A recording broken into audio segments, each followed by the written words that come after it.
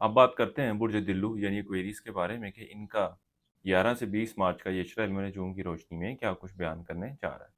वो अफराद जो 20 जनवरी से 18 फरवरी के इशरे के दौरान पैदा हुए हैं वो बुर्ज दिल्लू यानी एक्वेरियस के तहत आते हैं। इसके अलावा वो अफराद जिनको अपनी दुरुस्त तरीके पे दैश मालूम ना हो मगर उनका नाम सीन शीन स्वाद से डाल टे से शुरू होता है, तो वो तमाम अफराद भी बुर्ज दिल्लू यानी एक्वेरियस के तहत आएंगे। ओवरऑल इस अशरे का ये वक्त फाइनेंशियली तौर पर एक अच्छी और बेहतर सूरत हाल की निशानदेही करेगा। चाहे आप मुलाजमत के पेशे से वाबस्ता हैं तब भी आपको बेहतर अपॉर्चुनिटीज मिलती हुई नजर आएंगी। चाहे आप तब्दीली नौकरी के हवाले से कोशिश करना चाहते हैं तब भी आप लोग कोशिश कर सकते हैं। इसी तरह किसी के साथ मिलकर पार्टनरशिप करना चाह रहे हैं तब भी आप लोगों के लिए एक अच्छा और बेहतर वक्त है। या किसी के कारोबार में किसी जगह पे सरमायाकारी करने के बारे में सोच रहे हैं तो इस हवाले से भी फैसला लेना आप लोगों के लिए बेहतर रहने वाला है।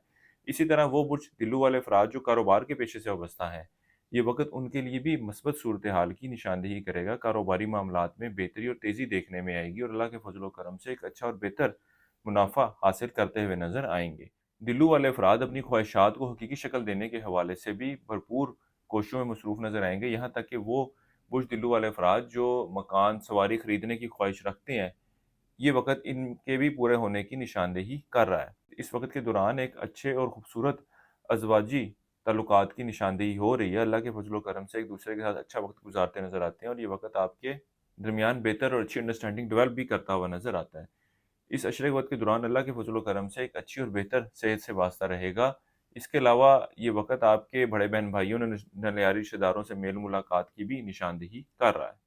इस अरसे के आखिरी अयाम जो हैं वो आपके अंदरूनी सफ़र के लिए जाने के हवाले से बेहतर रहने वाले हैं। वो अफ़राद जो बैरून मुल्क जाने की ख्वाहिश रखते हैं, कोशिश करना चाहते हैं, इस अशरे का ये वक़्त इन मामलात के हवाले से बेहतर रहने वाला नहीं है।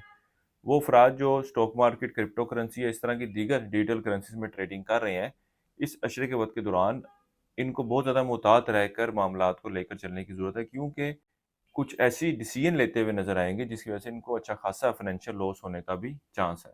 इस अरसे के लिए एक वज़ीफ़ा आप लोगों को बता रहा हूँ, या अल्लाह या लतीफ़ हो, 303 मरतबा पढ़ना है आपने रोज़ाना और अपने मामलात में आसानी के लिए, बेहतरी के लिए अल्लाह ताला से दुआ करनी है। इसके अलावा इस अशरे के दौरान हस्ब तौफ़ीक कोई सी भी सब्ज़ी बतौर कोई सी भी सब्ज़ी बतौर सदक़े के तौर पर दे सकते हैं।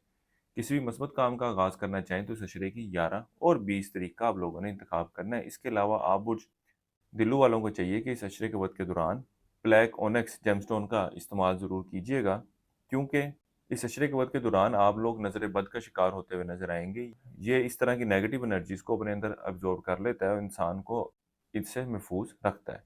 अगर नेचुरल जेमस्टोन खरीदना चाहते हो या ज़िंदगी के किसी मामले के हवाले से ज़ाती मशावरा दरकार हो, रूहानी मसाइल का हल चाहते हो, तो हमारे स्क्रीन पर दिए गए नंबर पर राब्ता कर सकते हैं। इस वक़्त के दौरान आप लोगों को चाहिए कि किसी भी इल्लीगल एक्टिविटी में इन्वॉल्व ना हो, कोई भी ऐसी एक्टिविटी ना करें जिसकी वजह से आपको किसी भारी जुर्माने या सज़ा का सामना करना पड़े। बुर्ज दिल्लू वालों के लिए अब तक इतना ही। अल्लाह हाफ़िज़।